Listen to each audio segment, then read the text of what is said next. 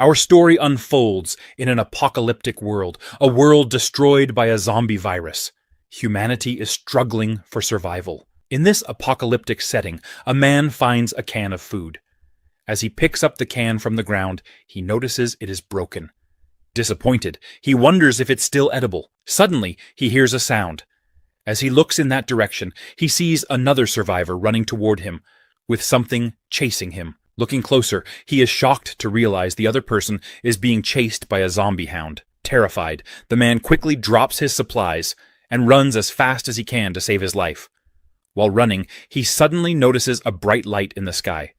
Surprised, he wonders what it is. The bright light starts coming toward the ground very fast and lands on top of the zombie hound, creating a huge explosion. However, the man and the other person survive. Someone saved their lives. They find themselves floating in the air inside some kind of bubble. The beam of light that saved their lives is none other than our protagonist. He is the last of humankind, roaming around the world, killing zombies. This is the last wave of zombies. As he sees the zombies, he uses his magic power and kills all of them in seconds. Then he activates Annex, Rotate Land Restoration. The buildings and roads destroyed in the apocalypse are instantly restored. The man who is being chased by zombies is shocked, exclaiming, "Oh my God, have I lost my mind? The city is being restored." They also notice other survivors, who are also trapped in bubbles, rescued by the protagonist. The man suddenly remembers where he has seen the protagonist before. "This guy," he says. The other man asks, "Who is he?" He replies, "When I was in the army, he gave us the vaccine for that virus. But no one believed it, not even me." Which means, we destroyed the world with our own hands. All of this, and now it's all on his shoulders. He's carrying all this for them. After successfully restoring the destroyed world, our protagonist says, "Phew, this world is finally settled." The system agrees, praising him for a job well done. Then, the system tells our protagonist to look at the ground. The survivors are praying that he stays and continues to shelter them. Seeing so few survivors, our protagonist feels a little guilty. But the system tells him there is no need to feel guilty. These people are enough to leave behind a spark of civilization that can thrive in this land again. This is the best possible outcome. Our protagonist agrees, acknowledging that it's the best he can do. The system advises, "Considering your position, I suggest you not get too emotional." Meanwhile, the remaining survivors see our protagonist as a god or their savior. They beg him, "Please stay. We are willing to worship you forever. We need you. Please help us rebuild a new civilization. God, please don't abandon us." However, our protagonist apologizes to everyone, telling them that his mission in this world has ended. The ones who can save you now are yourselves. Remember that your survival is the survival of your civilization. After telling them this, he calls the system and says, "Let's go to the next world." The system responds, "I'm sorry, I didn't get that, but you could have just said, 'Turn on the navigation.'" After that, the system opens a huge portal to travel to another world. Our protagonist travels to save a new world. However, this new world is perfectly fine, functioning really well. People are going about their daily work as normal. There is no sign of destruction. A man with yellow hair is talking to his girlfriend. As he is talking, suddenly a huge portal appears above him. He and everyone present are shocked. Our protagonist emerges from the portal. Seeing our protagonist, the yellow-haired man is really surprised and shouts, "There's someone flying in the sky!" Meanwhile, our protagonist breathes a sigh of relief and calls the system. The system responds, explaining, "In the midst of an apocalyptic virus outbreak, you saved the lives of 2 million people. That's 0.0028% of the world's population. He ensured the survival of their civilization. According to the rules of the system, he gets 1 point for each person he saves. So he earns 2 million points to spend on salvation items. The system congratulates him for becoming a certified doomsday savior. But our protagonist asks the system, "What's with all this color fuss? And what is this savior business? If I hadn't spent my points at the last moment to redeem the universal healing, I'm afraid that world would be a living hell by now. Even I can't get out of a situation like that. I was ashamed to show myself at the time of my departure." The system apologizes, saying, "I'm sorry, I haven't learned this skill yet." Our protagonist asks the system, "Do you understand Zero?" The system responds, You don't have to get too hung up on these details. A savior is only interested in the survival of civilization. 2 million people are enough to sustain humanity, and the flame of civilization will not be lost. That's all that matters. However, the system warns him, before you reach the 9th rank, you need 985,655,547,968 points. Please keep up the good work. Upon seeing the huge number of points, our protagonist realizes it's not going to be easy to get back home. Although it's true, he knows he must learn from the last experience. To earn more points, he decides, I gotta stop trying to do it alone this time. Maybe I can create a group of people here who can be of use to me. As he thinks about this, a military helicopter starts approaching him. The system notifies him that he seems to be making too much of a scene. Upon hearing this, our protagonist asks the system, then let's go somewhere else. He also tells the system, give me a detailed introduction about this world. After that, he uses a teleportation skill and teleports to a crowded place. The system explains to him, this world that's about to be destroyed, Sector SAD 2342, Earth number SDE 878, has been in a stage of peace for a long time. Rapid economic growth has brought about spiritual needs and the development of the entertainment industry. The food industry is the most important one, and it's a low magic world famous for its food. Recently, however, the whole world has been caught up in the negative effects of extreme weather, with frequent occurrences of high temperatures and extreme cold, floods, and droughts leading to a drastic reduction in food and energy production and international tensions, with small battles. Upon hearing this, our protagonist thought, this world looks a lot like my world. However, he noticed 2 people in black suits following him. The system informed him that he had been discovered, and asked if he wanted to use his points to redeem and use the hidden identity item. But he said no, telling the system to save those precious points for later because he wanted to meet the forces of this world. Suddenly, someone called out to him from behind. A cute girl asked, Sir, would you like to try our lady's new dish? He initially told her he was very busy, but even after refusing, he eventually agreed. A man sitting nearby said, I couldn't have imagined that Miss Mo herself would cook for us. What a lucky day. Another man agreed, saying, Yeah, I heard it's her first banquet since her debut. The dream of eating food touched by the hand of a goddess. Suddenly, a voice said, Sorry to keep you waiting for so long. Thank you for taking the time out of your busy schedules to come and participate in my food-tasting banquet. It was Miss Mo. She told everyone, Today I prepared a Chinese pastry for you. It's called Blossom Among the Flowers. As she clapped, the waiters started serving the dishes to everyone. Our protagonist was really surprised after seeing the food of this world, thinking, it looks just like the beanbag DLC. But as he tasted a little bit, he was shocked, wondering, what's this? The smell instantly invades my entire nostrils. It feels like I ate the whole spring.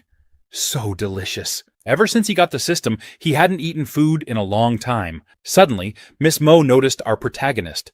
She approached him and asked, Sir, I wonder what you think of my work. He replied, It's so good and delicious. It's making me love this world. You have created such wonderful things for this world. Therefore, the civilization of this world should not be destroyed. Nervous, Miss Mo told our protagonist, I don't quite understand what you mean. Could you explain? But our protagonist replied, I'm afraid I don't have time to explain, because the people who were looking for me are already here. The 2 men in black suits, who were following our protagonist earlier, stepped forward. Miss Mo asked them who they were. One of the men showed his ID and said, I am Chief Cha Yongjong from the Special Affairs Bureau, and we need to talk to the gentleman behind you. Miss Mo, angry, said, That's so rude! This is a food-tasting banquet! You don't realize the importance of this, do you? As a chef, I won't allow my guests to be interrupted before the meal is over. The man in the black suit told Miss Mo to cooperate with them, adding, Of course we honor your position as a chef. It's just that he's not an ordinary person. Our protagonist replied, In just a few hours, you managed to pinpoint me. Mobilizing surveillance in cities and large corporations. It seems that in every aspect, you're in the top rank of executives and coordinators. The man in the black suit angrily asked our protagonist, What's your purpose? Our protagonist said, That's a very straightforward question. Why don't you come and see for yourselves? He then called the system, and a huge magic circle appeared below them. The men in black suits were shocked as the system started projecting the future of their world. Plane 5, a 02343, Earth number 50 E878, is about to be destroyed. In 3 years, earthquakes, tsunamis, and many more disasters are going to happen in this world, the system explained. In short, my identity is, I am the savior of your world, our protagonist told them. My purpose is to save the world from destruction. The man in the black suit, not believing his eyes, questioned, the end of the world? The savior? What the hell are you talking about? Why should we believe you? Our protagonist responded, I can relate to someone who can manipulate time, because, luckily, I am also a practitioner. Let's make a bet. The man in the black suit asked, what bet are you talking about? Our protagonist explained, as a meeting gift, I will give you a few prophecies to verify for yourselves. I bet that when my prophecies come true, the arrogance with which you now face me will be gone, and you and those behind you will believe that, because only I can save the world that's about to be destroyed. To prove this, our protagonist gave a disaster prediction note to the man in the black suit. Upon seeing this note, the man in the black suit was really shocked, wondering, how is this possible? Our protagonist told them, you and your superiors will need some time to verify my prediction, won't you? But do not delay the rescue response. The man in the black suit read the note and saw, tonight at 5:11 a.m., a 5.7 magnitude earthquake is about to hit Songshan County, killing 3 people. At 9:28 p.m. today, a 6.2 magnitude earthquake and tsunami will hit the coast of Virumala, leaving 123 people missing. Today, at 11:32 p.m., Flight A 3562 to West Asia will crash due to extreme weather conditions, killing 175 people. Upon reading this, he was still suspicious, wondering, can even something like a plane crash be predicted? If the doomsday information is true, these are major events that will affect tens of thousands or even hundreds of millions of lives. He was curious about our protagonist, wondering, who the hell is this guy? He told his colleague, this concludes the tasting banquet. Clear the room. Then he said to the protagonist, I will personally convey your note and everything I've seen and heard to my superior. But before I go, our protagonist reminded him, from the moment you received the note, I began to test you. I hope you pass this test and prove to me that your world can be saved. After saying that, he started eating again. Miss Mo, seeing this, asked him, you actually still have the heart to eat in this situation? Our protagonist replied, even if it's the end of the world, you still have to enjoy life.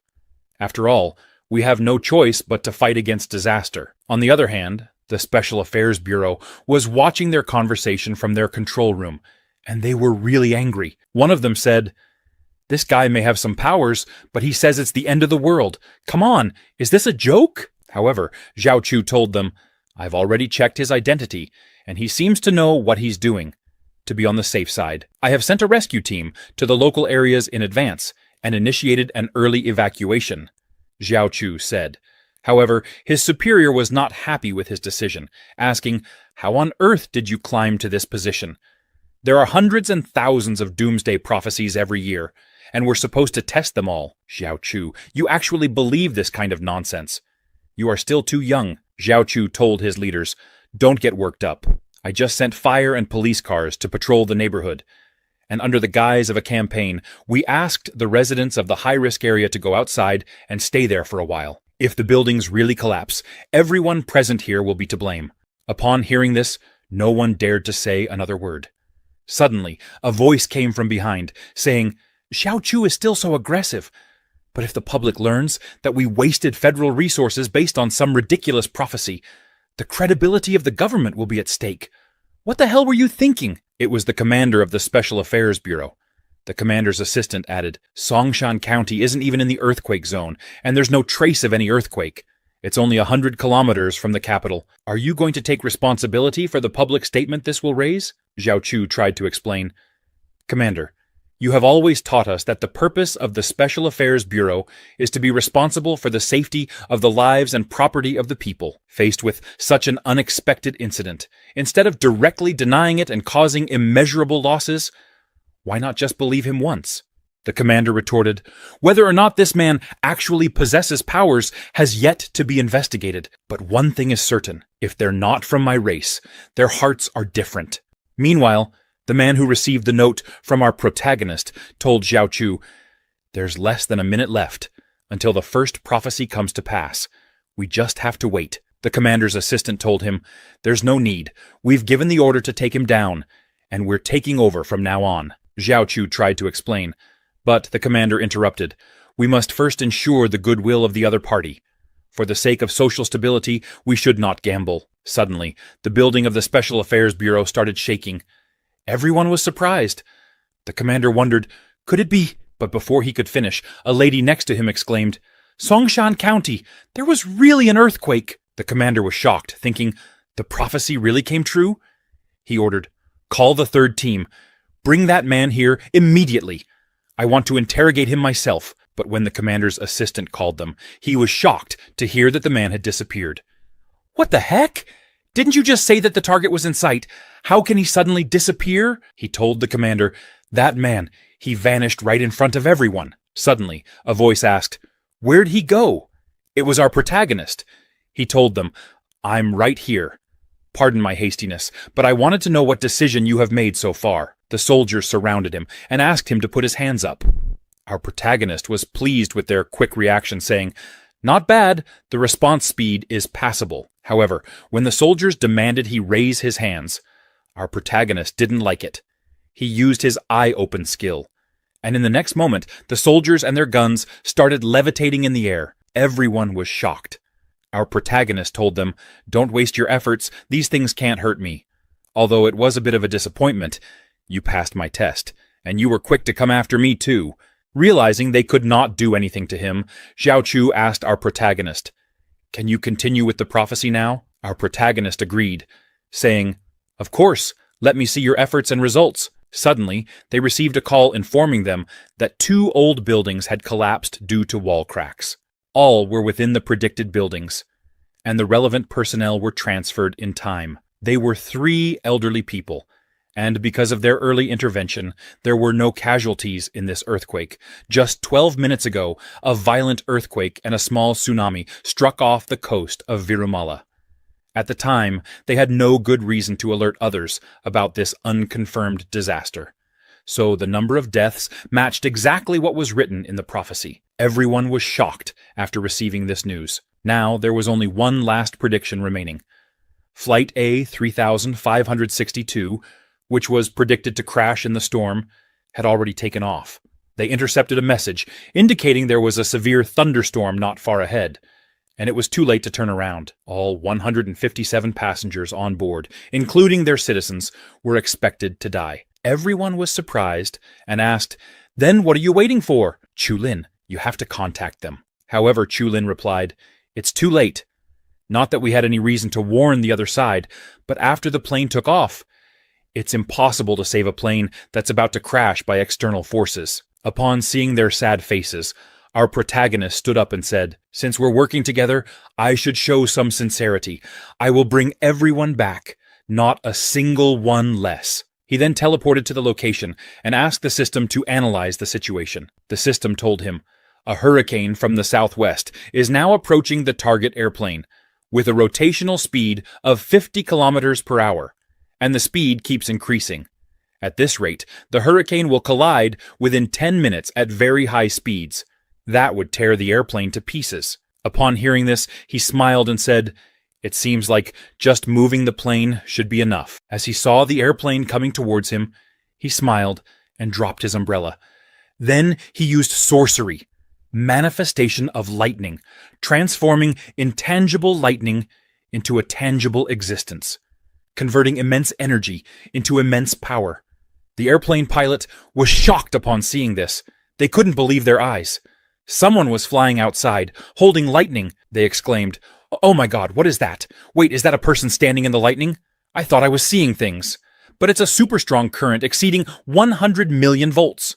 Could it be Superman?" Meanwhile, the system started warning our protagonist. "Tornado wind speed detected at 340 m/s. 10 seconds left. Please evacuate the storm immediately. The system told our protagonist that whatever he wants to do, he has to do it now. As the airplane was being sucked into the storm, the pilots tried their best to get the plane out of it. There was no time. They had to think of something. Suddenly, the airplane was stuck on the lightning. The surprised pilot wondered, "We've stopped, but the engines are still running." In the next moment, they saw our protagonist in front of the airplane. The system, seeing our protagonist's bold move, asked him if he was thinking of pulling the airplane out of the storm with his thunderbolt. Our protagonist replied, "As long as we get the plane out of the storm's path, they'll be fine." The system agreed, but worried that at this speed, the passengers might be harmed. Our protagonist reassured, "Don't worry, they might vomit, maybe get frightened and faint, but they won't die." After a long struggle, our protagonist finally managed to pull the airplane out of the storm. All the passengers were safe and fine. No one had died. After successfully escaping the storm, our protagonist breathed a sigh of relief, thinking, "That was close. If I had made any mistake, maybe some passengers would have died." Passengers, upon seeing our protagonist flying in the air, wondered if he was an angel who had saved their lives. Meanwhile, at the Special Affairs Bureau, someone told the commander, "We've re-established contact with the missing A-3562. It's preparing to land." Upon hearing this, the commander was shocked, wondering, how can he save an airplane in such a short time? "It's impossible," the commander exclaimed. But as they saw the airplane with their own eyes, they couldn't believe it. "Am I dreaming? They're really back, Commander." All the other airline control personnel were also surprised to see this unbelievable scene. A reporter asked the captain, "What did you just see? Please explain in detail." The airplane captain explained to the reporters, "I definitely saw it. That hero was flying in the storm." Upon hearing this, the reporter asked, "Are you sure he can fly?" The captain replied, "Yes, and not only that, he used lightning to bind the entire plane. This is definitely something only a god can do." Another reporter asked, "Mr. Sam, please describe that hero in detail again. Are you sure it wasn't just a misperception caused by the severe weather?" But suddenly, a cameraman noticed something in the sky. As he looked closely, he was shocked. He saw our protagonist, who was still there. Mr. Sam, the captain of the airplane, told the reporters, "Look, he's still there. The hero, the creator of miracles. It was he who saved a total of 157 people." The reporters went crazy, clicking pictures of our protagonist, exclaiming, "He's really flying!" The captain of the airlines wondered, does this mean God truly exists in this world? After saving the airplane, our protagonist, Shen, went back to the Special Affairs Bureau. The commander told Shen, "All 3 of your prophecies have come true, and we have witnessed your power firsthand, but we still hope to learn more intelligence. We wonder what caused this. Is there any possibility of a remedy now?" Upon hearing this, Shen smiled, thinking, "The leaders of this world finally show some competence. How do I explain the items exchanged from the system? Because humans in any world waver between justice and self-interest. If we recruit and train people here, they need not only fear but also benefit. Instead, let's reverse this and imitate them. Establish an organization. In this way, I can not only issue orders in the name of the organization, but I can also recruit talents from different worlds through it." He told everyone that actually, he was sent here to investigate the cause of the apocalypse based on the predictions calculated by the organization.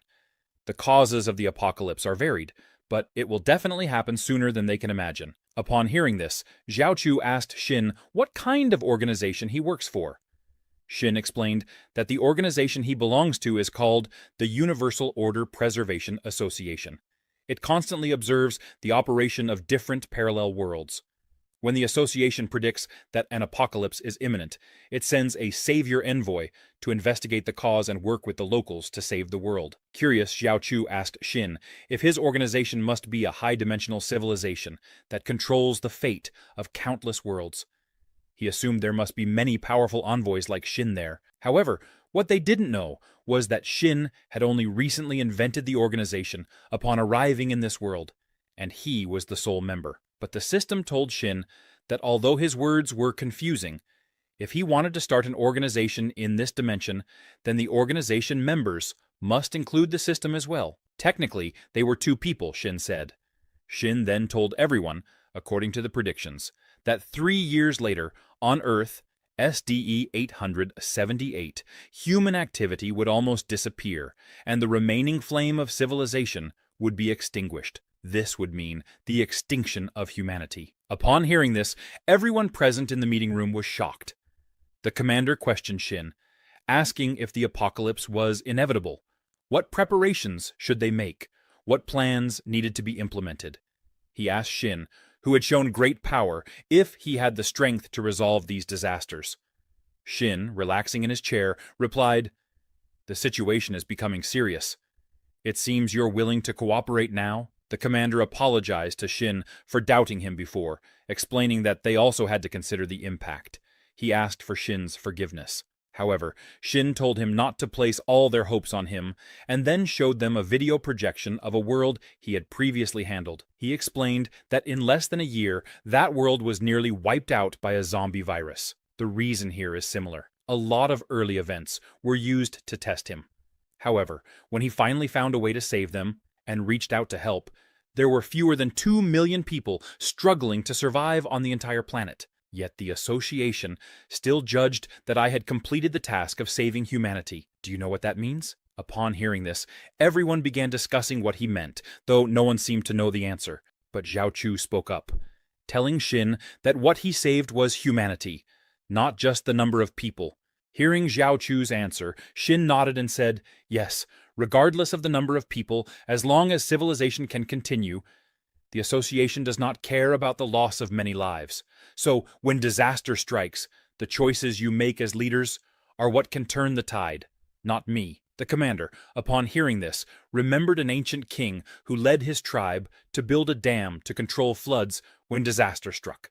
He remarked, "As his descendants, we will never choose to sit and wait for death." Shin thought to himself that this world was similar to his, even down to the stories of controlling floods. The commander then told Shin to rest assured, as he would report to the top immediately and grant him the authority to mobilize all resources as quickly as possible. They saluted Shin, vowing to prove themselves through their actions so that he would not regret his choice. After handling all matters related to the Special Barua Association, Shin returned to Miss Mo's hotel, sighing, "The chaos has finally ended. I hope there are some leftovers. Even saviors have to eat." As he enjoyed the beautiful view from the window, a voice suddenly called out to him from behind. It was Mo Yuanbai, Miss Mo's father. He introduced himself as the current chairman of the Mo family group, saying it was an honor that his daughter Mo Chu's cooking had been recognized by Mr. Shin. Mo Yuanbai shook hands with Shin and told him that he had just instructed Mo Chu to prepare a good meal so they could talk while eating and discuss the matter of the apocalypse. Upon hearing this, Shin smiled and asked Mo Yuanbai, "Do you believe it?" Mo Yuanbai laughed and said, "Not to mention me, even my daughter doesn't believe in any apocalypse. But I can see that you are definitely a powerful person with extraordinary abilities, and that's enough to be worth investing in. Just your charisma alone could attract a large number of loyal followers. Moreover, our East lacks a true superhero. By leveraging your abilities and the topic of the apocalypse, we could create something monumental." However, Shin interrupted, asking Mr. Mo Yuanbai, as one of the few people who control the world's resources, if he had already learned about the predictions and disasters from special affairs. Shin told him, "I'm just a small businessman, and what I fear most is instability. If the whole world falls into panic, there's no need to test my motives. Whether you believe it or not is up to you. What you are most afraid of is the turmoil caused by the apocalypse affecting your assets and business, right? But you must understand, even if your assets and business are spread all over the world, just one global tsunami, and tens of billions of assets will turn into nothing. The probability of this happening, do you dare to bet on it?" Shin then warned him, "You can completely pretend the apocalypse doesn't exist, but the despair after playing deaf and dumb, and the relief after doing everything you can, are two completely different experiences." Mr. Mo Yuanbai knew what Shin was saying was right, but he couldn't believe that Shin could be the savior. He doubted, how can he alone save billions of people? Yet he recognized that Shin's abilities were real, and as long as his assets were preserved, even if the apocalypse was real, so what? But he was more curious if Shin could take a small number of people to another world for refuge. So, he said to Shin, since you know my business spans the globe, funding is not an issue. I can even help you build a unique spaceship. Shin smiled, saying, no matter which world's rich people, their thinking is exactly the same. He then asked Mr. Mo Yuanbai to listen carefully. Using his ability, Shin explained, the qualification to travel through worlds has nothing to do with power and wealth. It depends solely on the level of life. If you cannot evolve from a mortal, you can never escape the fate of humanity. I warned the rich people of the last world who tried to escape. But they didn't listen. And those titanium alloy coffins they spent a fortune building are just coffins. Mr. Mo Yuanbai felt a wave of fear wash over him as he suddenly found himself floating in space. He saw many destroyed spaceships around him. And then, to his horror, a dead person appeared in front of him. Terrified, he realized this was just an illusion created by Shin. Shin told Mr. Mo Yuanbai, disasters do not recognize money. Shaken by the dreadful scenes, Mr. Mo Yuanbai wondered if what he saw was real. Shin smiled and said, speaking of the possibility of traveling to parallel worlds, it is not non-existent. He then offered Mr. Mo Yuanbai a chance to join the Universal Order Preservation Association. If you join us, Shin continued, the association will naturally be responsible for guiding you onto the extraordinary path. Mr. Mo Yuanbai was surprised, thinking, asterisk, the ultimate delicacies of our world can prolong life and cure diseases. But the extraordinary? I'm afraid the terrifying virtual scene I just witnessed is only the most ordinary among the extraordinary. Even if it's not the apocalypse, reaching that level is something ordinary people can never achieve. Curious, Mr. Mo Yuanbai asked Shin, what are the recruitment standards of your association? Shin smiled and said, speaking of which, I have a bit of curiosity. As the most famous Mo family consortium in the world, I'd like you to mobilize all your power at any cost, and then we'll see what you can achieve. With confidence, Mr. Mo Yuanbai replied, understood. I will collect the relevant reports and deliver them to you as soon as possible. Then, noticing they had arrived at the VIP dining room, he added, oh, we've arrived at the VIP dining room. But Shin, with a hint of fatigue, asked, Mr. Mo Yuanbai, if it's not too much trouble, could you please prepare a residence for me as soon as possible? Even saviors need to sleep. Meanwhile, in the kitchen, Miss Mo instructed all the staff members, do not mix up the order of cold, hot, fried, and soup dishes. Serve them one by one. Mr. Shen is a special guest, invited by my dad. We must not neglect him. Everyone nodded in agreement, assuring her they would follow her instructions. However, Miss Mo was deep in thought. He disappeared yesterday without properly tasting my dishes. This time, Dad wants me to properly entertain this savior. I must use my best skills. She then told everyone to check the plate temperatures again, saying she was going to notify the guests that dinner was ready. The staff agreed, but they couldn't help but gossip. Can you believe Miss Mo herself went to invite him? This savior must have high standards, one whispered. Another quickly hushed him. Keep your voice down. They say he can predict disasters. Mr. Mo believes in him a lot. Suddenly, a scream echoed through the hall. Everyone froze, wondering what had just happened. They quickly rushed toward the main hall, telling someone to call security. But as they reached the main hall, they were shocked to see Shin standing in front of a hologram of Earth, where a system voice announced, in this plane crash rescue, you saved a total of 238 lives and earned the equivalent points. Current points, 1,270,000. However, Shin looked concerned. Natural disasters like earthquakes are happening so frequently. The mysterious measurements are also normal. So it seems more like a scientific crisis, he thought to himself. Miss Mo, who had just arrived, was stunned by the scene. She asked Shin, is this the plane crash you prevented yesterday? Did you really save 238 people? Shin replied, compared to billions of people, a couple of hundred really isn't much. If I want to save more people, I'll need a bit of external assistance and luck. Just then, the system notified Shin. The Doomsday Lottery is now open. Please use the corresponding points to redeem lottery chances. Each draw costs 1,000 points. You currently have 10,000 points left. Shin instructed the system, start with a 10-time draw. Miss Mo, still processing what was happening, asked, is this a card draw game? Shin explained, the association places high-tech items from different worlds inside, relying on points to draw. Unlike games, this is purely luck-based. The fate of all humanity in this world is tied to my luck. The only sure way is to use a lot of points to empty the prize pool. The system redeemed 10,000 points and began the first 10 draw of the new world. A blinding light filled the room, causing everyone to shield their eyes. The system announced, "Congratulations, Shin, for obtaining a blue-quality artificial mini-sun." However, Shin was not pleased. "I already have nuclear fusion technology, so this is useless to me," he muttered. Miss Mo, in disbelief, thought, "Nuclear fusion? Can I even comprehend that? This should be a military-only weapon. This isn't a normal card draw game." "Well, let's see the next one." The system continued. "Congratulations, Shin, for obtaining an Aoyan brand Supreme hover car." But Shin dismissed it as a rubbish item. "Next?" he demanded. The system announced again, "Congratulations, Shin, for obtaining beginner implant prosthesis manufacturing technology." But Shin sighed. "I can't use this in this world. It's not from here. It can only be used on track 2077. The system then announced, "Congratulations, Shin, for obtaining a micro-artificial satellite and offshore floating high-speed rail technology." But Shin still wasn't satisfied. He explained to Miss Mo, "The items in the prize pool come from various parallel worlds. But none of these are what I need. Even if I draw something great, it's useless if it doesn't apply to this world," Shin remarked. Miss Mo smiled and said, "We have a saying, mystery doesn't save, only gotcha changes fate. It seems even a savior can't break this law." But Shin quickly told her, "Don't get too happy just yet. There are 2 more chances.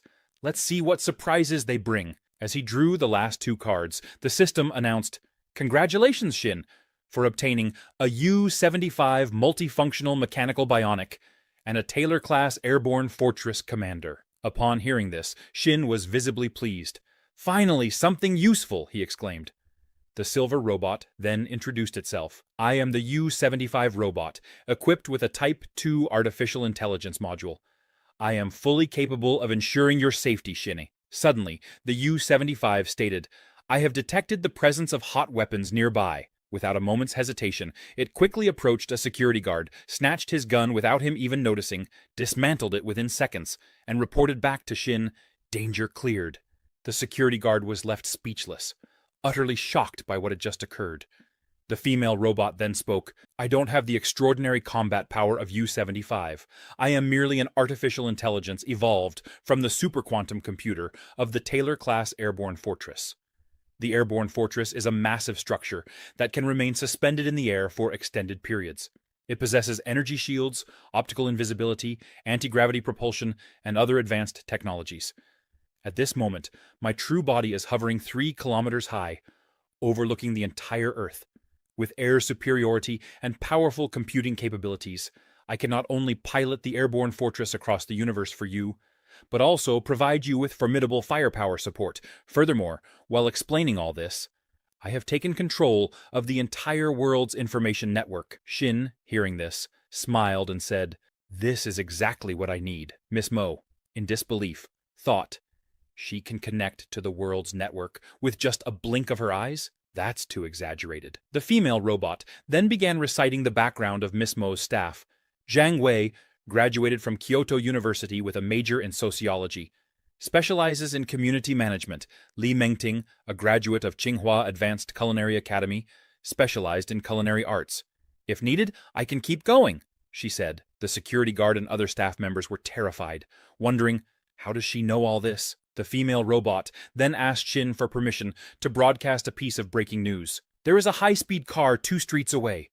Based on facial recognition, I have obtained specific information about the car's occupants," she informed him. "They are Chulin from the Special Affairs Bureau and Che Yongchang. Their purpose is not yet clear." The female robot reported. Shin smiled at the mention of people from the Special Affairs Bureau and thought, "This is going to be interesting." He then instructed the U-75 robot, Chiwu, "Go and receive the guests." Chiwu, the U-75 robot, proceeded to the parking area and confirmed their identities, addressing them. "Captain Zhu and Vice Captain Che, welcome.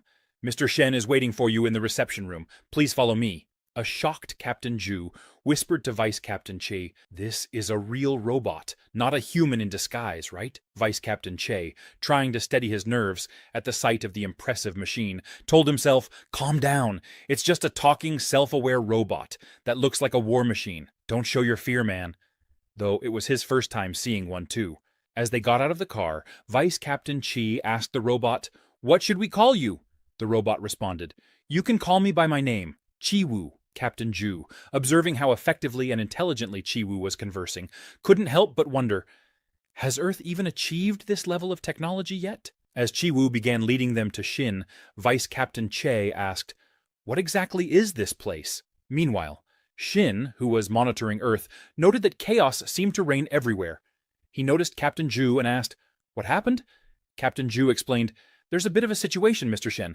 We noticed that when you prevented the plane crash, you didn't plan to hide your identity." Shin, smiling, replied, "Why would I hide?" However, Vice Captain Cha nervously interjected, "This news has already shocked the entire world. If the news about the apocalypse becomes public, the chaos it would cause could severely hinder our organization's efforts to combat the apocalypse." Captain Ju agreed, adding, "Indeed, there's a risk that foreign governments might place the blame for social unrest entirely on you. Even with our full cooperation, it would be difficult for you to operate globally." He then showed a video to Shin, where a reporter was covering the incident, saying, "An Asian-looking man saved a plane in an incredibly bizarre manner. He even hovered above the plane for several minutes, allowing people to take pictures. He doesn't seem like the kind of superhero who stays low-key and wears a mask. Instead of keeping a low profile, he flaunted himself, enjoying being called a savior and worshipped as a hero." Vice Captain Chi told Shin, "The higher-ups say they can help you conceal your identity, reduce the spread of negative news among the public. What's your opinion on this?" However, Shin responded, "No need. Let the media spread it as much as they want. The more exaggerated, the better." Captain Ju, clearly nervous, said, "But you don't understand how some journalists can twist the facts." Shin interrupted, "I've told you, I come from a parallel Earth. Naturally, I'm well aware of their tactics. That's why I'll use their powerful publicity to spread my name far and wide.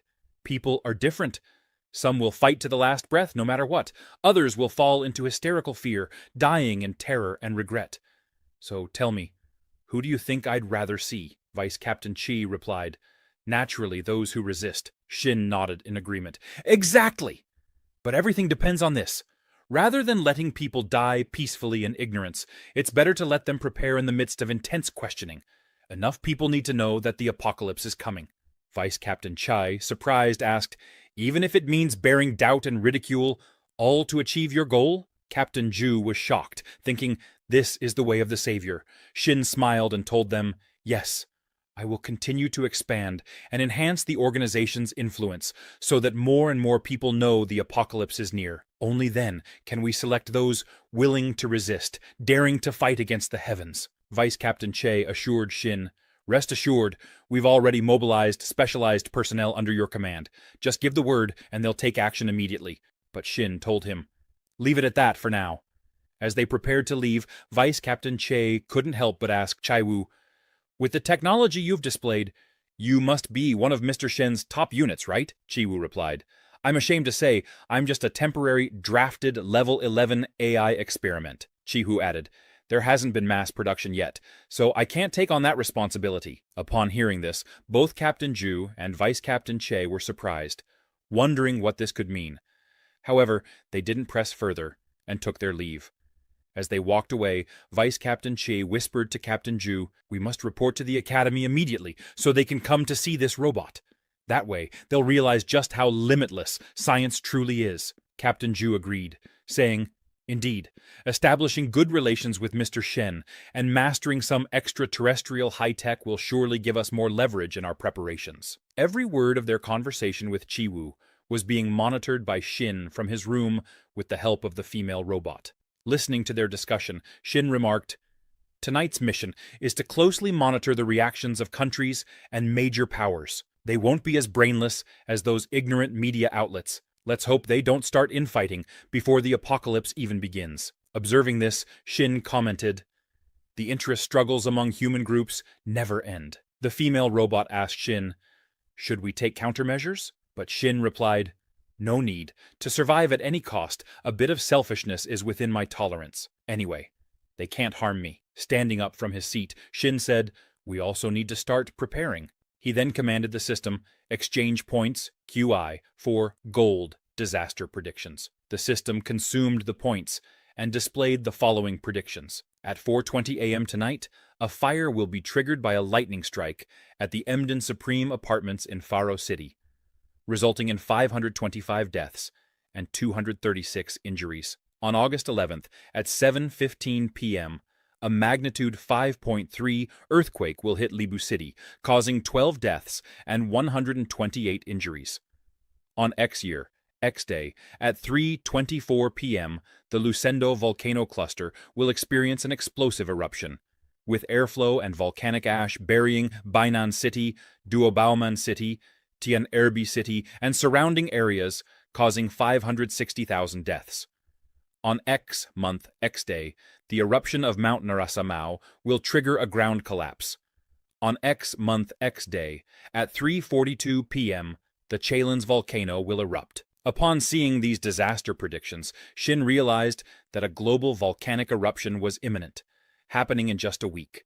The deaths of at least tens of millions were just the prelude. He then instructed Ding Xiang, the female robot, issue a warning in the name of the association.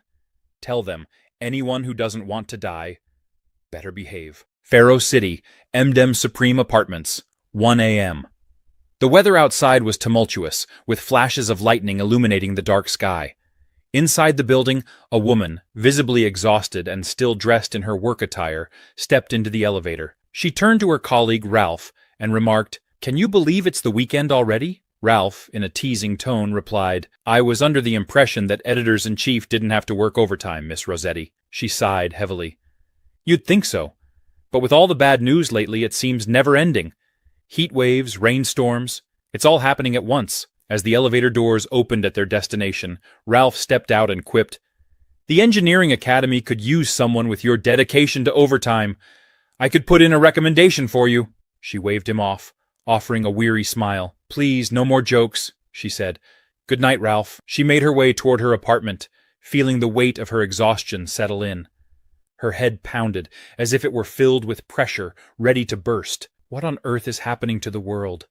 She mused silently, but quickly dismissed the thought, focusing instead on the next headline she needed to prepare. Upon entering her apartment, her children ran to greet her. Taken aback, she glanced at the clock. "It's 1 a.m. Why are you both still awake?" Her youngest pointed toward the living room.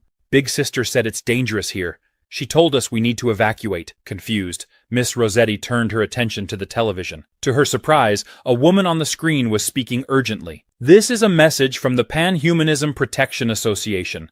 Miss Rossetti, please evacuate yourself and your children from Emden Apartments immediately. This is not a notification, it's a direct warning." Miss Rossetti's initial reaction was anger. "A hacker? Get off my TV!" she shouted. "How dare you invade my home?" The woman on the screen remained composed and resolute. "I assure you, this is no prank. The Pan-Humanism Protection Association has identified that Emden Apartments will be struck by a catastrophic thunderstorm in approximately 25 minutes. You must evacuate immediately." Miss Rossetti, though beginning to feel apprehensive, still clung to disbelief. "I don't care how you hacked into my system, but what you're suggesting is impossible. This building has top-tier lightning rods and fire protection systems. There's no way a fire could break out here." The woman, who introduced herself as Ding Xiang, replied with a firm, yet urgent tone. "Our predictions are never wrong, Miss Rossetti. You may choose to disregard this warning, but I have a duty to inform you of the impending danger. For your own safety and the safety of your children, please leave the premises immediately." Intrigued by how the intruders had infiltrated her television system, Miss Rossetti stood frozen in disbelief, while her children, still under the impression that this was some elaborate game, watched with wide-eyed excitement. Just then, a knock came at the door. "Miss Rossetti, please open the door," a man called from the hallway. "Has your internet been acting up as well?" Miss Rossetti opened the door quickly. "What do you mean, acting up? Are you experiencing the same thing?" Before she could finish her question, the man gestured for her to look around. As she glanced down the hallway, it became evident that everyone in the building had received the same message. each addressed personally. Stunned, Miss Rossetti's mind raced. How did they manage this? Did they really warn everyone in the entire building? At that moment, an elderly man stormed out of his apartment, visibly frustrated. "I got the same warning. They're saying a fire will break out in 15 minutes, he bellowed. "This is absurd. I'm going to sue these television and phone companies into bankruptcy for this harassment." Miss Rossetti turned to Ralph and asked, "Aren't you an information engineer? What's your opinion on all this?" Ralph, looking concerned, replied, "This is beyond anything normal. You have no idea what we're dealing with. What kind of virus could take over every electronic device simultaneously? And I suspect that woman isn't even human. She's likely an artificial intelligence, an extremely advanced one." He pointed at Rossetti. "She's even calling out everyone's name." At that moment, Ding Xiang's voice came through Ralph's phone. "You're right, Ralph. Now can everyone please evacuate? There are 13 minutes left." Without hesitation, Ralph rushed toward the exit. "Miss Rossetti," he urged, "get your kids out of here. I'm leaving now." Miss Rossetti watched him in disbelief. "Do you really believe in such a ridiculous prediction?" she asked. Ralph paused briefly and said, "There's an old saying in Chinese. If something can go wrong, it eventually will. Don't risk your children's lives just to prove a point." Meanwhile, the elderly man, still furious, noticed others starting to take the warning seriously. He scoffed, "Great. You're all going to follow that arrogant lunatic? Fine, go ahead and leave. But I'm staying put. I'm smashing my phone and cutting the power. Let's see how they keep harassing me after that." As more and more people began to leave the building, Miss Rossetti's young daughter tugged at her sleeve and asked, "Are we going to leave too, Mommy?" Miss Rossetti looked at her children, her mind racing with uncertainty. Around her, many residents were cautiously heading toward the exits, heeding Ding Xiang's warning. However, some dismissed the entire situation as a hoax, brushing it off as nothing more than a scam. Outside, in the pouring rain, those who had evacuated stood under the storm, growing increasingly frustrated. "She made us leave in such a panic, and now we're just standing in the rain? This has to be a prank. I'll report this to the building management." Miss Rossetti, still on edge, thought to herself, "It's just a thunderstorm. There's no way lightning could be strong enough to set the whole building on fire. Could we have really been tricked by a hacker?" But just as the countdown reached 0, an incredibly powerful lightning strike hit MDEM Apartments. The entire building was engulfed in flames. The people who had evacuated safely stood in shock, watching the disaster unfold before their eyes. Those who had ignored the warning were caught in the fire, some even falling from the burning building. "They're still inside! They're burning alive!" someone shouted. "Call the fire department now!" But another voice, trembling with fear, added, "Why didn't anyone force them to evacuate?" Miss Rossetti, standing frozen, watched the horrifying scene unfold. Her child, clinging to her side, asked in a small voice, "Mom, were we going to burn to death too?" Shaken, Miss Rossetti realized the truth. "It's all thanks to that hacker." She glanced down at her phone, now functioning normally. "She's gone. She saved us, and disappeared without a trace." But Rossetti couldn't shake the thought. She did tell us where she came from. Meanwhile, elsewhere, Ding Xiang, monitoring the entire situation, apologized to Xin. "I'm sorry, I was only able to convince 67% of the residents to evacuate." But she hesitated, her curiosity getting the better of her. "Xin, there's one thing I don't understand.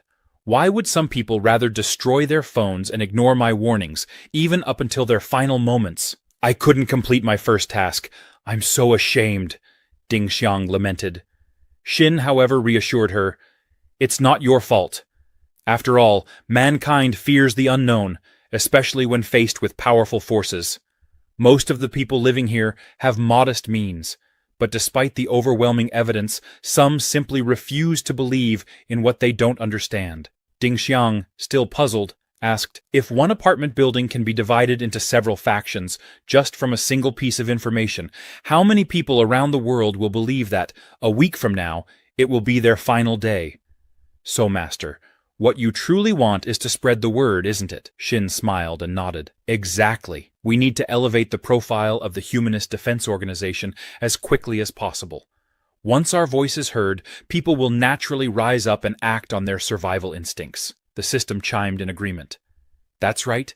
Even if only tens of thousands survive, the seed of humanity will endure. Ding Xiang, you're still new here, and there are many concepts yet to be programmed into your system. Meanwhile, the news of the MDEM Supreme Apartments disaster spread like wildfire across the globe. A mysterious organization predicts disaster.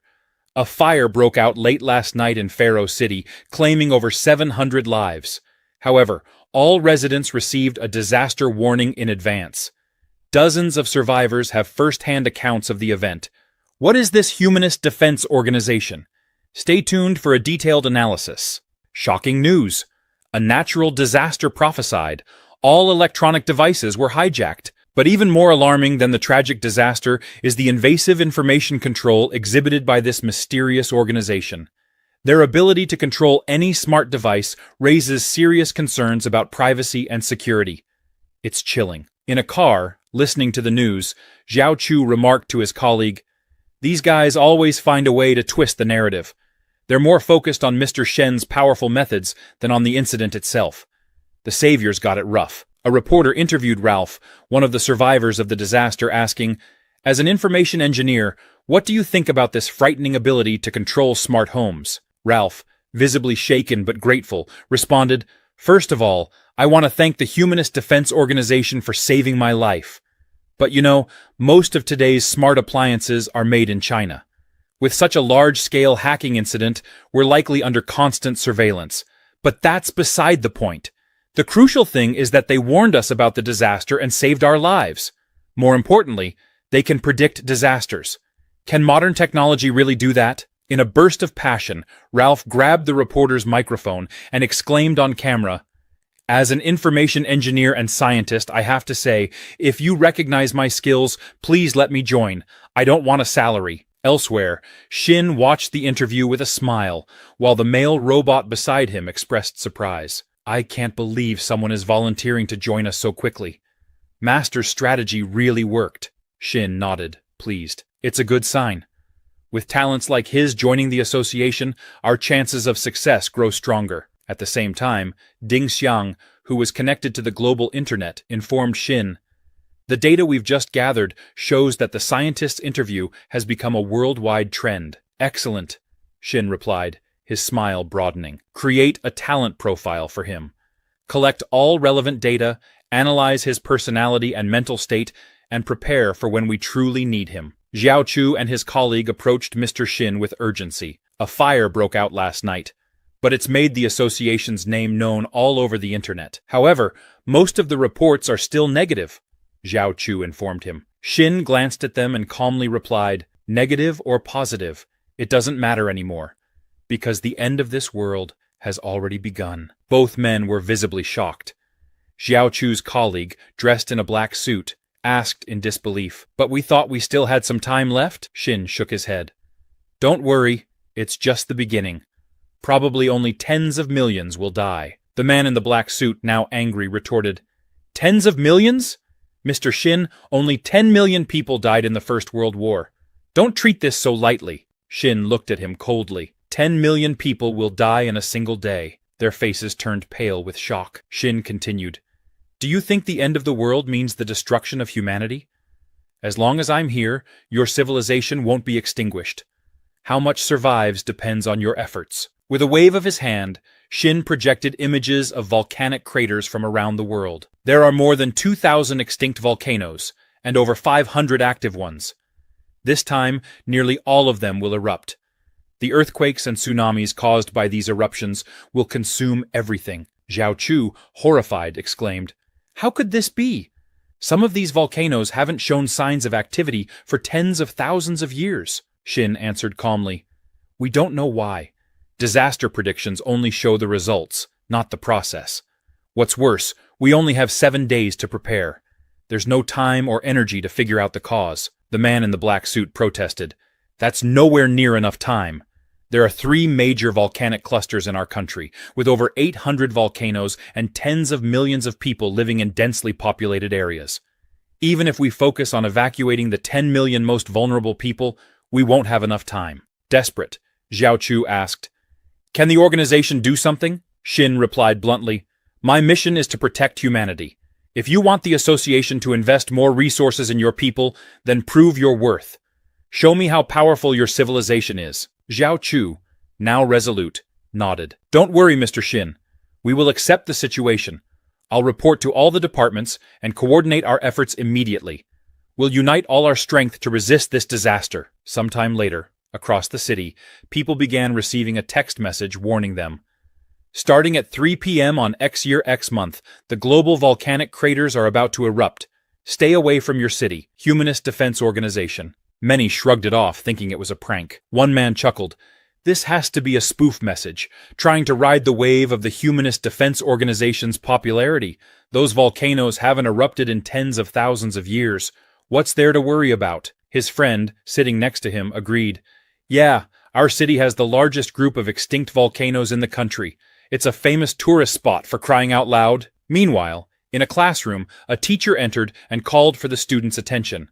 Please be quiet. I have an urgent announcement. The class fell silent as she continued. There is a national emergency notice that concerns everyone's safety. I believe you've all received the warning message from the Humanist Defense Organization. The city has now activated its highest-level emergency plan and entered a state of emergency. You and tens of millions of others must evacuate to a safe area within the next 4 days. Meanwhile, on NCB-TV's Midday News, the host Jenny began her report. Of course, we receive harassing messages from conspiracy theorists and underground religious zealots every day, but this time, someone actually took it seriously. I have to say, this is truly a magical country. You may remember the disaster prediction warning we received this morning from the Humanist Defense Organization. Now, we'll connect with our frontline reporter. The broadcast switched to Stephen, who was reporting from the field. Jenny asked, Stephen, we just heard there's a large-scale evacuation underway in the east.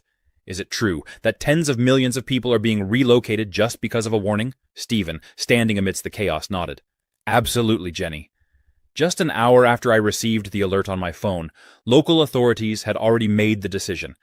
They've sent out large vehicles to begin evacuating the entire city. From what I've observed, people have been bombarded with viral messages urging them to leave. He continued, It's not just that. There are even reports that the army is mobilizing to assist with the evacuation. I mean, the army? You'd think that would cost them a fortune to deploy so quickly, but here they are. Stephen checked his phone, showing the screen to the camera. I've received multiple notifications asking me to return to my residence, complete with my personal identification details listed. But as a journalist, I've decided to bring the real story to everyone. His tone turned more urgent. There's a citywide radio announcement declaring that all private vehicles must be removed from the main roads. Only large passenger vehicles are permitted to pass. My God, where did they even get all these vehicles? Stephen then reported further, We've just received official data. In the past hour, over 78,000 stores have been closed across all affected cities, along with 120 factories. They've already moved their operations to designated safe zones. Some companies have even organized their employees to volunteer, and the numbers are still rising. Shin, observing everything from above, was impressed by the swift response. The system, noticing Shin's reaction, remarked, It looks like you're getting better at choosing the right places. Look at this. Before the army could even arrive, the people are already saving themselves. Ding Xiang chimed in. The army has arrived, and Hongfei Zhang, the commander in charge of the evacuation, has just landed at the airport. The reporters are already swarming him. Shin raised an eyebrow, surprised. The system, with a gentle smile, added, The reporters are only looking for a headline. They don't care if the commander has urgent tasks to attend to. At the airport, Commander Hong was quickly surrounded by eager reporters, each firing off questions in rapid succession. Commander Hong, do you have the confidence to complete this massive evacuation in just 4 days? Commander, how do you feel about this operation? How will you ensure tens of millions of people will follow your instructions? Please, Commander, say a few words. Commander Hong, unfazed by the barrage of questions, simply replied, Not 4 days. We have exactly 99 hours and 27 minutes. He continued, his voice firm and resolute. Just 10 minutes ago, all high-speed trains, airplanes, and long-distance buses were suspended. Every available resource will be funneled into the evacuation zone for a saturation rescue effort. That's how we're going to get this done, by giving it our absolute best. We will push to the limit. Shin, watching from the screen, was impressed by Commander Hong's leadership. He's a talented general, Shin thought, nodding in approval at the commander's determination and strategy. Shin watched the situation unfold on screen and remarked, "He deserves to be trained well." Back on the ground, Stephen, stunned by Commander Hong's bold statement, questioned, "What the hell? Why go to such extremes? Does Dongfang really believe this prediction? Why trust a conspiracy organization when there's no evidence? In my opinion, this usually means—" Before Stephen could finish, Commander Hong, now visibly furious, interrupted. "No faith? Of course we don't believe in your God. We believe in one thing only. The lives of our people come first. The lives of our people are the most precious. Do you understand?" Commander Hong stormed toward Stephen, his eyes blazing. "Are you with NCB?" he asked, leaning closer. "Go back and check. 20 minutes ago, the Erlandon earthquake happened, just as predicted by that organization. They've made countless accurate predictions in just one day. So tell me, why should I take any chances?" Shin, observing the exchange, chuckled and turned to Ding Xiang. "What about the rest of the world? How are they handling the disaster relief?" Ding Xiang analyzed the situation from other countries and reported, "Most of the global leaders are just watching the East's actions. Typical statements on the internet reflect this." She pulled up a news clip for Shin to see, where a reporter was saying, "Just now our correspondent had his microphone snatched away by the authorities. It's a classic case of censorship. Exactly what we've come to expect." Shin smirked. "That's normal," Ding Xiang continued. "Compared to cities like Yuanchang, which are already taking action, foreign nations are in disarray. Although we've provided warnings and crisis management suggestions, they don't seem to be taking it seriously. In most cases, it's been left to the people to decide for themselves. Their leaders haven't made any preparations for the disasters." She then showed Shin another broadcast, where a reporter conveyed a government response. The governor stated he doesn't believe in predictions. However, he has decided to send volcano experts and geologists to investigate the site. They believe they will reach a conclusion soon. While personal freedom is paramount, and no one is restricted from leaving the danger zone, those who have received and believe the warning are free to evacuate on their own. As for this humanist defense organization, the governor hinted at a possible link to an eastern country. Shin sighed, shaking his head. "Forget it. Since they've chosen this path, even I can't save them.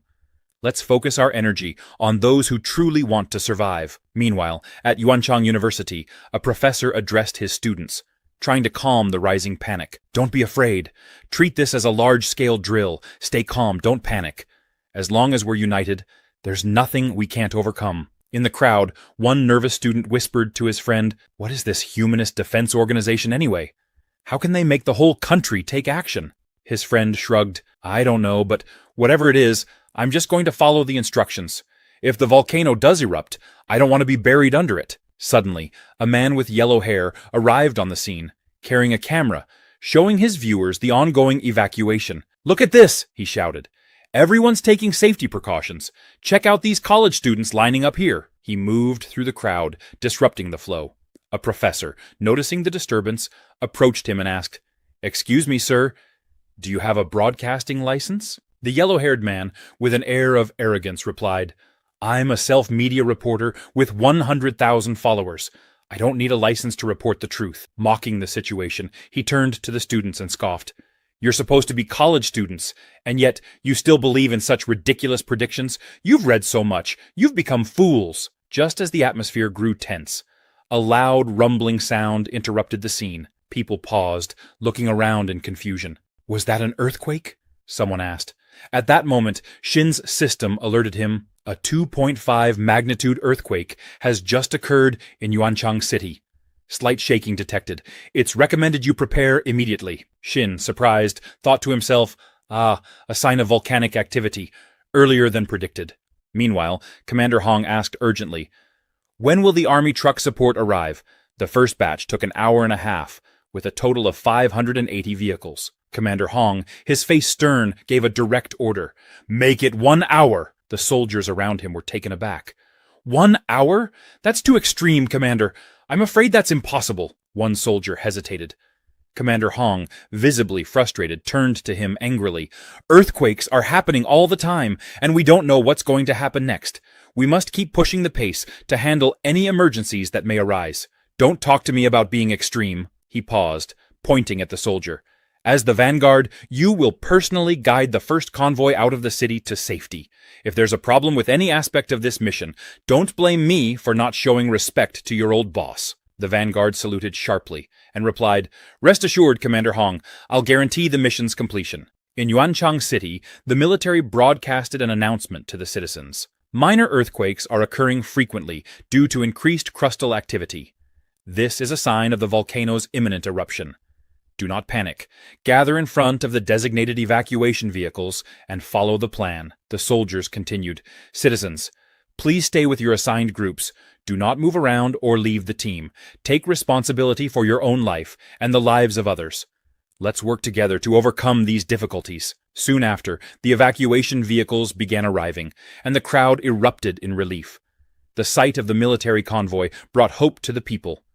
The soldiers exited the vehicles and announced, "Residents of Xingfu community, step forward. Let's prioritize the elderly and children first. Don't worry, no one will be left behind." The citizens felt a collective sigh of relief. Finally, we're saved, they thought. We feel more at ease now. A soldier shouted, "Another convoy is on its way.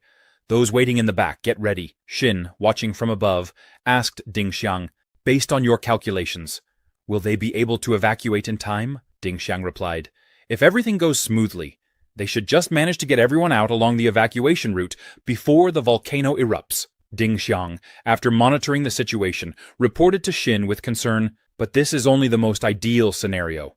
Earthquakes are becoming more frequent, which will undoubtedly impact the evacuation. Time until the volcano erupts: 92 hours, 32 minutes, and 0 seconds. Remaining population in the city: 23,540,512. Oops. Suddenly, she noticed something alarming. Something unexpected has occurred. The evacuation vehicles have stopped. They're not moving forward. She quickly reported to Shin. Commander Hong, frustrated by the delay, shouted into his radio, "G-124. Why don't I see any cars moving? This will slow down the evacuation. Can you afford that?" The response came back quickly.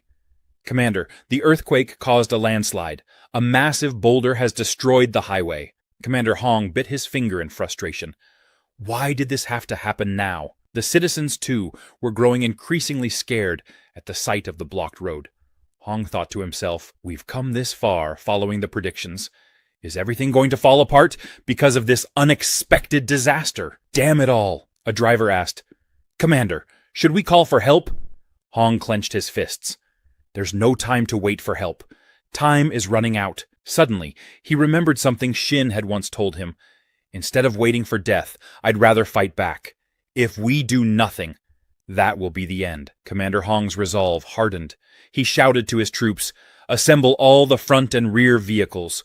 All soldiers on site. Gather now. Not a single one of our people will die here. Even if we have to use our bare hands, we're going to dig a way out." The soldiers quickly assembled, and, seeing their determination, the citizens stepped forward. "We'll help too. We can't let the soldiers do all the work." Ding Xiang, observing the scene, remarked, "At least they didn't complain. Instead, they're thinking of solutions.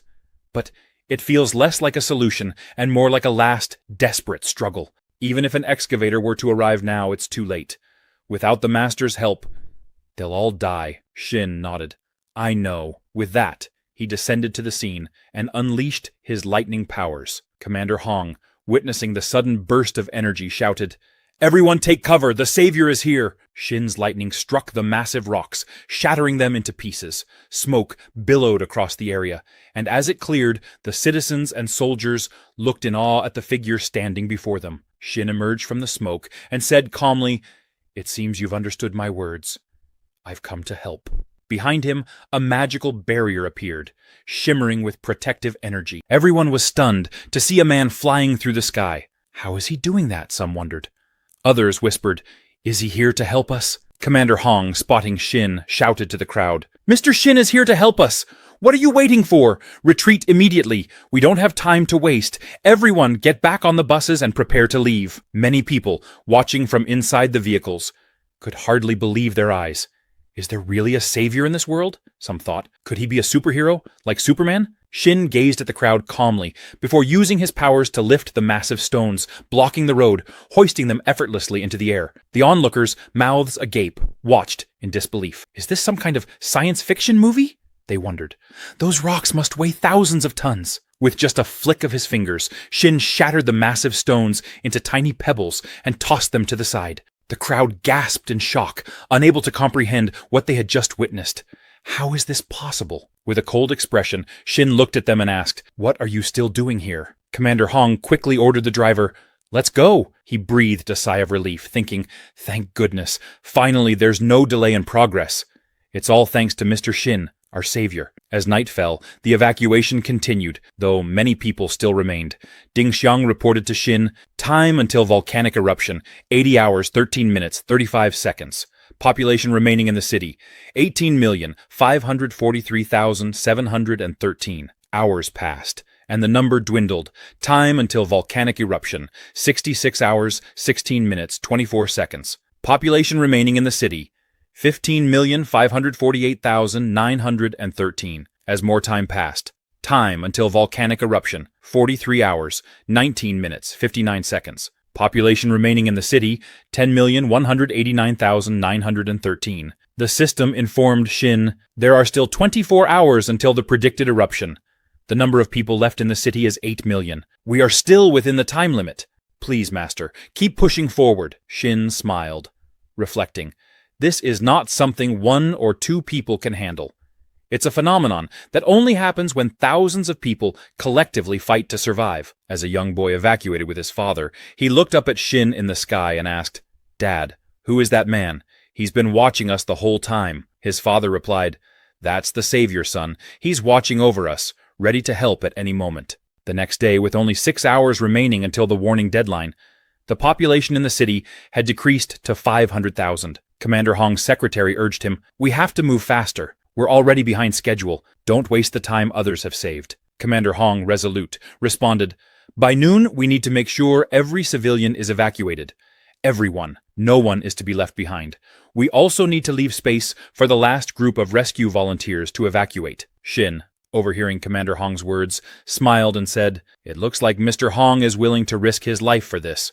Well done." He then turned to Ding Xiang and asked, "How is the rest of the world preparing for this?" Ding Xiang checked his database, and, with a worried expression, replied, "They seem completely unprepared." Meanwhile, across the globe in the USA, people who believed in the warnings from a mysterious organization began evacuating in droves. As a result, the roads were choked with cars, and traffic jams were inevitable. A frustrated old man with blonde hair sitting in his car grumbled, "I told you this road was too narrow. Where on earth did they spend our tax money?" Annoyed, he asked his driver to turn off the radio, where a reporter was delivering updates. The following highlights are on the Eastern migration.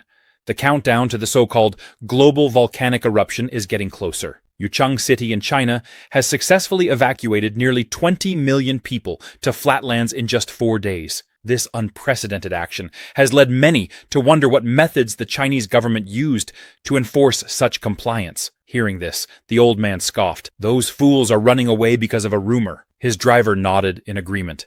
"Yeah, it looks like they're terrified. Even though we've announced that the volcano won't erupt on a large scale, people are free to leave if they want. It's their choice. But honestly, you're the top geologist in the world. If they don't trust you, who can they trust?" The blonde-haired man gave him a sideways glance and remarked sarcastically, "Maybe they believe in God too." Eventually, they arrived at the laboratory, and the old man instructed his young disciple, "Contact the Europa Joint Laboratory and keep a close eye on the data." The young man, slightly startled, replied, "I don't have a minute to spare." Suddenly, the blonde-haired man noticed something unusual on his monitor. His eyes narrowed as he focused on the readings, then widened in shock. "How is this possible?" Noticing his teacher's reaction, the young man anxiously asked, "What's wrong? Isn't this just a normal vibration?" The old man, clearly rattled, turned to his disciple and said, "If these global volcanic eruptions are real, where is the source?" The young man froze, realizing the gravity of the situation. His eyes widened as he whispered, "It's the center of the earth. We've been ignoring the center of the earth." The old man quickly barked orders. Pull up all the underground fluctuations we've detected from the crater. Gather every piece of data from the past few weeks. Collect everything within the next half hour. I need to start calculating immediately. The young man sprinted to retrieve the data, returning with stacks of files and digital reports. Handing them over, he watched nervously as his teacher pored over the calculations, his fingers racing across the keyboard. After a few minutes, the young man glanced at the results, eyes widening in disbelief. "Teacher," he stammered, "are you sure these numbers are correct? This percentage—" The blonde-haired old man stared at the monitor in shock. The chances of a global volcanic eruption were 67%. His glasses slipped from his face as he whispered, his voice trembling, "The Humanist Defense Organization. They were right all along." His expression was a mix of sadness and disbelief. On the other side of the world, Ding Xiang reported to Xin, "A famous geologist, Stephen Stretch, has issued a public statement. He admitted his mistake and is urging people to flee for their lives." Xin, with a cold, detached expression, responded, "It's hopeless. There's no point in them doing anything now." Ding Xiang added, "He even tried contacting the media and influential figures to warn the public, but they all dismissed him as a clown." She then showed Xin a live news report on a screen. A reporter was speaking to his colleague, Jonah, who was on site at an active volcanic region. The reporter asked, "Jonah, there are 15 minutes left before the volcano is predicted to erupt. Are you and your team nervous?" Jonah chuckled, brushing off the concern. "Experts have said this is a dead volcano. It's such a beautiful place. I can't imagine why anyone would curse such a stunning piece of nature." The reporter hesitated, and then added, "But just now, Stephen Stretch overturned his previous conclusion. He now believes the prediction by the Humanist Defense Organization is accurate. Also, the Great Eastern Migration, which trusted this prophecy, has completed its evacuation." Jonah laughed at the news, scoffing. "Are you sure those experts weren't bribed by the East? They've got plenty of influence. I hear they even drag elderly people out of their beds and beat them up. What a disgrace." Another reporter on the scene agreed with Jonah, adding, "Yes, and those people rushing out of their cities without proper knowledge have caused massive traffic jams. What do you make of it?" Xin, watching the broadcast, didn't show anger. Instead, he felt a deep sense of pity for them. Suddenly, in the background of the broadcast, the volcano erupted violently. Jonah, who had been laughing just moments before, froze in terror as the realization of his fate set in. The jovial tone disappeared, and in mere seconds, Jonah, who had been mocking the warnings, met his end, consumed by the fiery eruption. Meanwhile, Commander Hong felt immense relief and pride as he saw that he and his comrades had successfully evacuated all the people to a safe zone. Finally, everyone is out before the eruption. "I haven't failed my mission," he thought to himself. Suddenly, the ground began to tremble violently. A soldier ran towards Commander Hong, shouting, "Sir, be careful." Commander Hong immediately took charge, yelling to his team, "Prepare for earthquake shocks. Keep a safe distance and don't panic." In unison, the soldiers responded, "Rest assured, sir. We will ensure the mission is accomplished.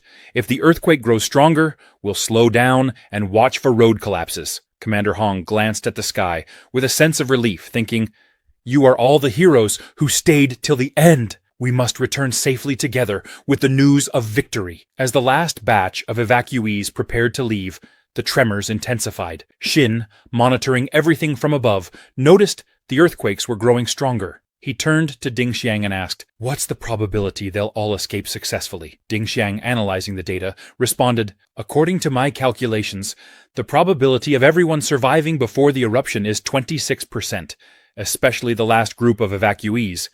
They will face the erupting lava head-on." Xin smiled and, with a glint in his eyes, said, "How about making a bet? Maybe a miracle will happen." Surprised, Ding Xiang replied, "A miracle is just a random, small chance event. What effect does it have on the general population? These 80,000 people as a whole can't escape."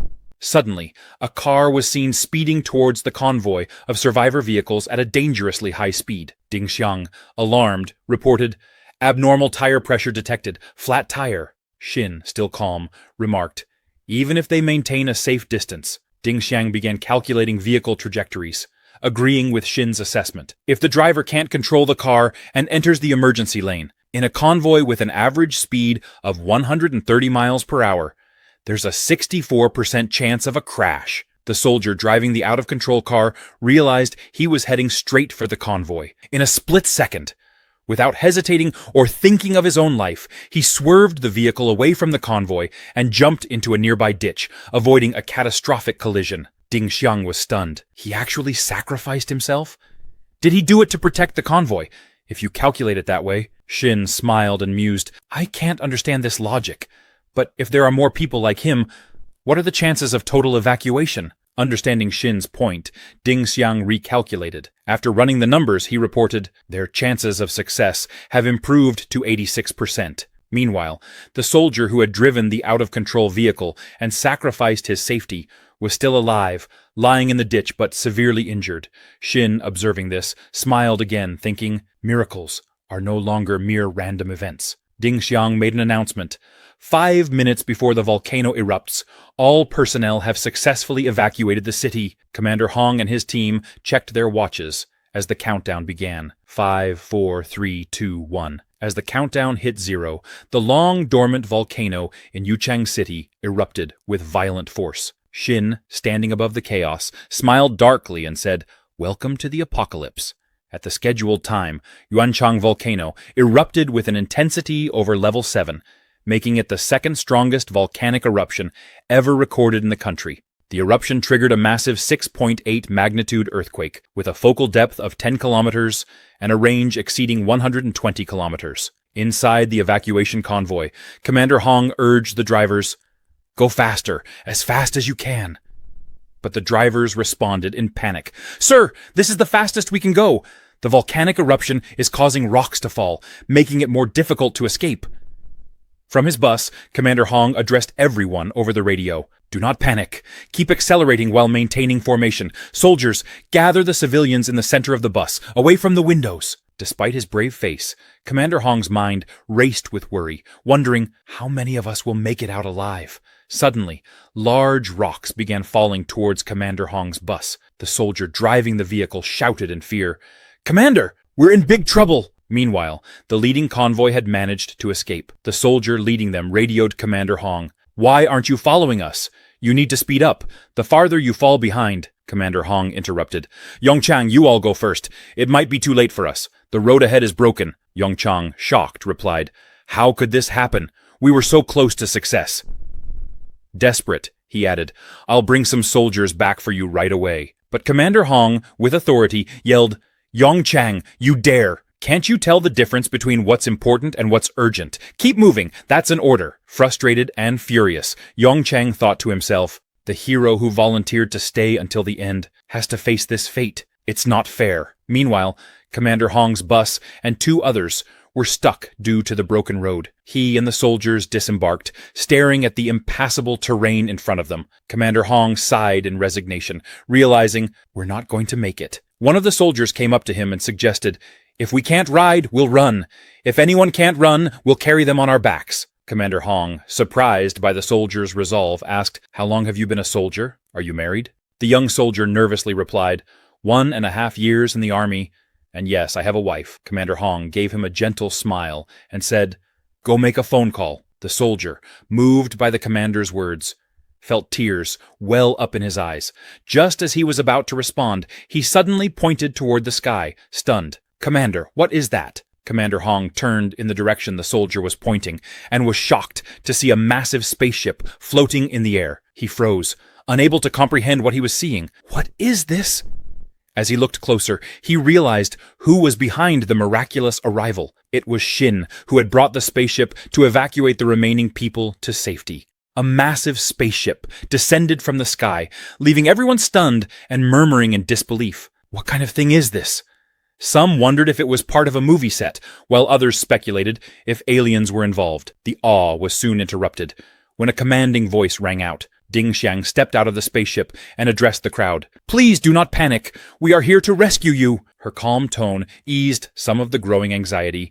Commander Hong, equally astonished, muttered to himself, "Even if this spaceship can hold everyone on board, it's impossible to land safely because of the earthquakes. Its sheer size and weight could cause even more damage." Shin stepped forward, approaching Commander Hong. "That's why I came in person," he said, his voice steady and reassuring. Commander Hong stared at Shin in shock. "The savior?" Without wasting time, Shin ordered, "Hurry and gather everyone together. My people will take you to the ship." Commander Hong nodded, still confused. But won't you land the ship? Shin simply smiled, offering no further explanation. Moments later, the spaceship hovered close to the ground, stopping midair. People were stunned, their shock growing, as they wondered if this was some elaborate film production. How can there be a spaceship? Some thought. Others speculated about aliens, but their musings were quickly drowned out by the reality of the increasing tremors. Dingxiang, what are you waiting for? The earthquake is coming again, Shin shouted.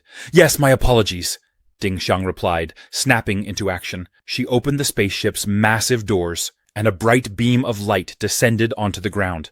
Addressing the crowd, she said, "The air fortress is ready. Please do not panic. Enter the transporter in an orderly manner." As the light enveloped the people, they began levitating, gently being transported into the spaceship.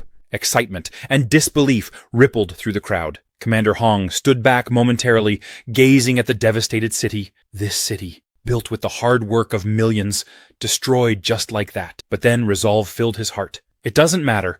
As long as everyone survives, we can rebuild. Inside the spaceship, the atmosphere was surreal. People marveled at the experience. "This is way more fun than VR," one exclaimed. Another joked nervously, "I think I just realized I have a fear of heights." But as the group looked up and realized they were heading into space, someone stammered, "Wait, I think I also have a fear of giant things." As they entered the ship, a bright light enveloped them. When they opened their eyes, they found themselves in the spaceship's expansive interior. "The inside of a spaceship?" Someone muttered in awe. Suddenly, Shin's face appeared on a massive screen. "Everyone! We are leaving for the safe zone.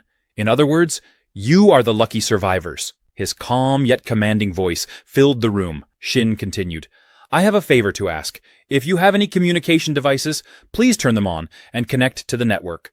Let's broadcast live." People eagerly pulled out their phones and devices, going live as instructed. Excited voices filled the space. "We left the disaster area in 3 minutes. It's unbelievably fast. In less than 10 minutes, we'll be in the safe zone. This spaceship is huge. It could easily hold 100,000 people." Meanwhile, at Camp 4, Sector A, Second Security Zone, people watched the live broadcasts with awe. One viewer commented, "I thought I was going to die, but I went straight to heaven. The facilities here are so comfortable. I could stay forever."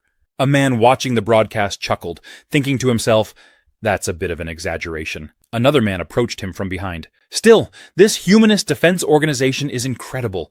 They actually built a spaceship. Lately, there's been a lot that's changed how I see the world." The viewer turned and recognized the man. "Manager Peng, you're assigned here too?" "Yes," Manager Peng replied with a nod. "After all, my most capable team is stationed here.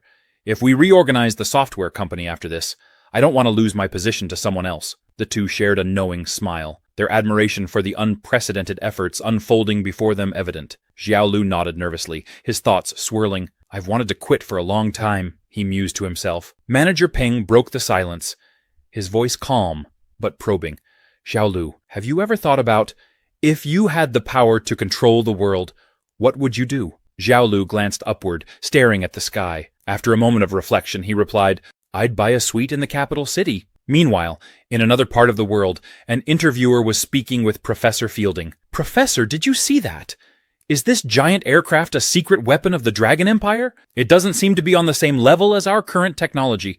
Should we be concerned?" Professor Fielding adjusted his glasses thoughtfully. "The technology demonstrated by this spaceship is indeed beyond our current capabilities," he admitted. "But it's clear that the owner of such an air fortress must come from a civilization with a comprehensive technological base and immense industrial capacity. Based on this, I conclude that the Humanist Defense Organization must have been sent by aliens to save us." The interview abruptly shifted as breaking news came through. The host, visibly shaken, announced, "We have just received devastating news. The city of San Jose has been completely destroyed by hot volcanic ash and lava. The death toll is estimated at 400,000. Globally, the death toll from this series of volcanic eruptions has now exceeded 10 million. Except in China, they've managed to save the last 80,000 people."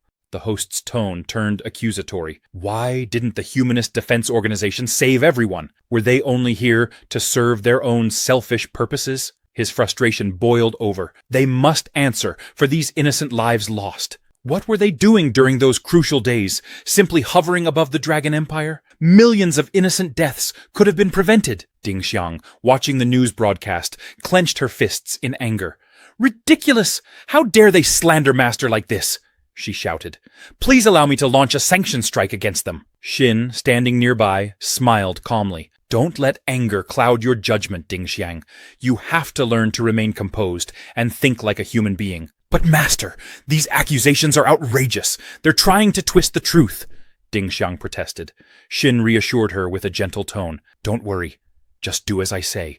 Despite her master's calm demeanor, Ding Xiang remained agitated. I don't understand what you mean, Master. Meanwhile, the reporter on screen fanned the flames further. It's so cold-hearted. Those people could have been saved if the Humanist Defense Organization had shown their ship earlier. They owe the world an explanation. Instead, they allowed millions to die while hovering idly over the Dragon Empire. They must compensate for this loss.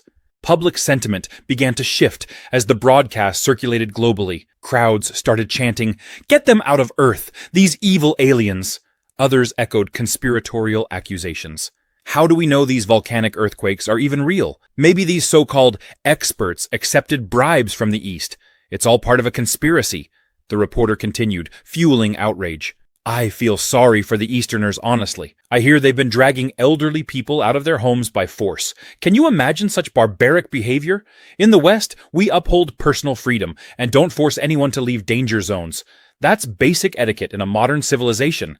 He added, we don't know the true purpose of this Humanist Defense Organization, but it's clearly tied to a certain Eastern country. Why are they so eager to disrupt the world? The truth may be far more sinister than we can imagine. The broadcast left viewers worldwide questioning the motives of the Humanist Defense Organization and further fueling a growing divide among nations. Suddenly, an unexpected noise echoed through the broadcast studio.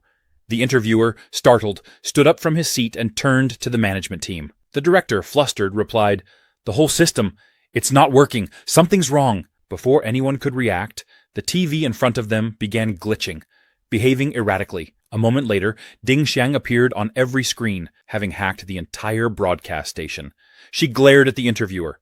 "So noisy! Even though I'm thousands of miles away, this noise, it's unbearable." After taking control of the broadcast, Ding Xiang switched the feed to a live broadcast of Shin. His face filled the screens, and his commanding voice resonated across the globe. Humans of this world, instead of making a fuss here, why didn't you take action? I thought the great migration of the East would inspire awe and a desire for survival. But you've disappointed me. Shin's tone grew sharper. The people of China demonstrated a rare and admirable spirit. That is why I helped them achieve their goal without casualties. You mock those who tried to survive, blaming others, while fantasizing that a hero will save you. If you continue this delusion, I have nothing more to say. The room fell silent as Shin delivered the devastating revelation. The volcanic eruptions were just the prelude. 3 years from now, all of you will die. Everyone watching the broadcast froze in shock, the weight of his words sinking in. Commander Hong, equally stunned, muttered, I thought we had a massive win this time. But to Mr. Shin, it's nothing? Could it be the volcanic eruptions have damaged the planet's environment beyond repair? Shin interrupted Hong's thoughts. No, Commander. The reason is simple. The entire planet has been hit by a high-density, high-energy neutrino blast, disrupting the natural energy flows and transfers within the Earth. Commander Hong blinked, confused by the explanation. Sensing his confusion, Shin simplified it. Put simply, the Earth slipped and fell to its death. Hong's face paled. You say it so lightly, but for mankind, it's the end of the world. Why us? Shin, unfazed, replied, because you are nothing but grains of sand in the vast, multidimensional universe. He continued, the volcanic eruptions have increased cracks in the Earth's surface, releasing greenhouse gases and geothermal heat. In the coming days, temperatures will soar. These extreme conditions will trigger unprecedented atmospheric reactions. Cyclones and hurricanes will become commonplace. But it won't end there. Hong, trembling, asked, what else? Shin's expression darkened. Glaciers will melt, and the shifting Earth's crust will cause the seas to rise rapidly, swallowing the land. Tidal waves, hundreds of meters high, will bring about the extinction of humanity. Hong, horrified, asked, then our efforts, what was the point of it all? Shin smiled faintly and stepped closer. Now I'll give you 2 choices. First, gather the best of your civilization, the brightest minds and strongest wills. into one city. I will personally guard the last of mankind. Second, mobilize to save as many as you can. If you show the will to survive, I will report back to my organization and request more resources for you. These may include advanced technology far beyond your time, or the power of awakening. There will always be hope. Commander Hong, nervous but resolute, nodded. I'll report to my superiors immediately. We'll ensure that everyone who wants to live receives the hope you offer. Shin turned and addressed Hong. What I've said has already been broadcast to every station. There's no time left for protests. Whether you live or die depends on your own choices. Meanwhile, Ding Xiang approached Shin with a report. I've traced the protests to a group calling themselves the Dark Chef Club. Shin raised an eyebrow in surprise. The Dark Chef Club? What a strange name. He paused, then realized, this is a world centered around food. So it makes sense. Elsewhere, in a hidden control room, an old man sat watching the events unfold. Turning to a man in a white suit beside him, he sneered, This isn't enough. Let the protests escalate. Make them louder and more aggressive. I don't care what happens to those fools. I just want them to provoke him into action.